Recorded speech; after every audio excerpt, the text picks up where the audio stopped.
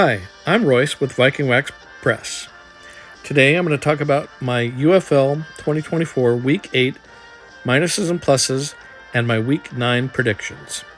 I'm going to start with the minuses. Wes Hills got injured in the game against the Showboats and is out for the rest of the regular season.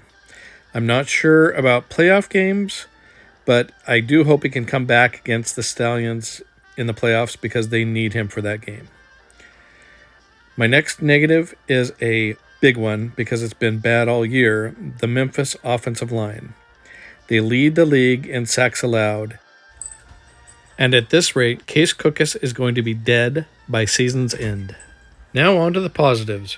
Houston's defense, including these two, Adam Rodriguez and Chris Odom, kept them close for most of the game against the Stallions, along with Mark Thompson, who still isn't getting the ball enough, but makes runs like this. Thompson dancing, first down yardage, trying to get more. The cut back to the middle of the field. Oh, huge block! Spurring Thompson to the end zone. We pumped up Justin Hall for his ability as a pass catcher. Let's watch him ride the Stallion a couple more times. This is awesome. Okay, on to the next one. Manny Wilkins is the next positive. With A.J. McCarron out due to an ankle injury, Manny managed the game by running for first downs when they needed him and connecting with that elite receiving crew they have in St. Louis. Anthony McFarland is my next Week 8 positive. He came back from injury to spark the Brahmas to a win with runs like this one here. 2nd and 7. Dormady going to the air for the first time. Checks it down to McFarland. And McFarland, there's that explosion.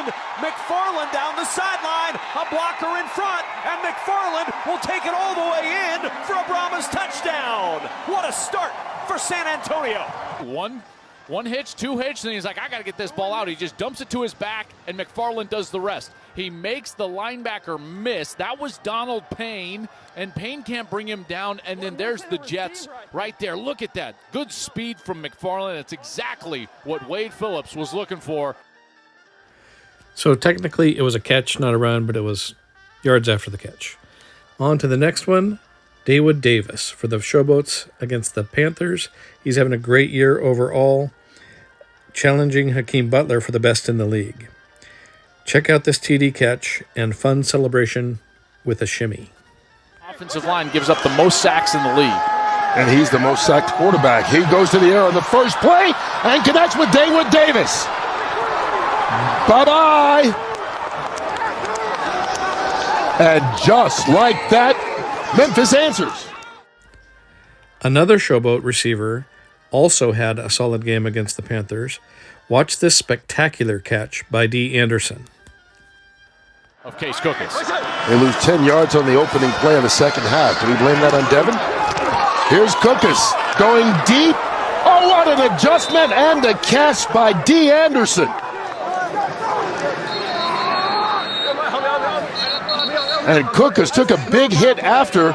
He may feel better after looking at the replay screen and seeing that this worked out for 40 yards. I tell you, this was an incredible throw. Double move here. We saw this work early in the first half. That throw just on that outside shoulder right over the wide receiver's head. And how about the concentration from D. Anderson? That's about as difficult a catch as you can make straight down the field. And Cookus in the backfield took a big shot after he let go of that ball. To 32 seconds. 32 seconds on the play clock. Cookus couldn't even get over to the sideline. He was holding his ribs. Thank you. And getting some help from the training staff walking over to the sideline, but before he even made it, had to take a knee. Ouch, poor Cookus. Now for my Week 9 predictions. With A.J. McCarron still resting his ankle, I think the Renegades steal a win in Arlington. Luis Perez will continue to be the top-notch passer he's been all season. The Stallions haven't lost in more than a year, and I'm going to keep banking on that trend. Even over a great Brahmas defense at home, though the Brahmas could make it interesting if they insert Chase Garbers at QB now that he's back on the active roster. The Panthers go down to Houston and eke out a win against the stellar Roughnecks defense this weekend. That's my prediction. I also think Curtis Johnson will once again fail to give Mark Thompson 20-plus runs, and it will cost him his coaching job at the end of the year.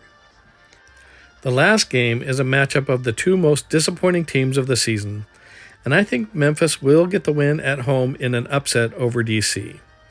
That said, it's almost a matter of which team will give up first. I hate to say it, but both coaches, even though they were good last year, may be leading different teams next year.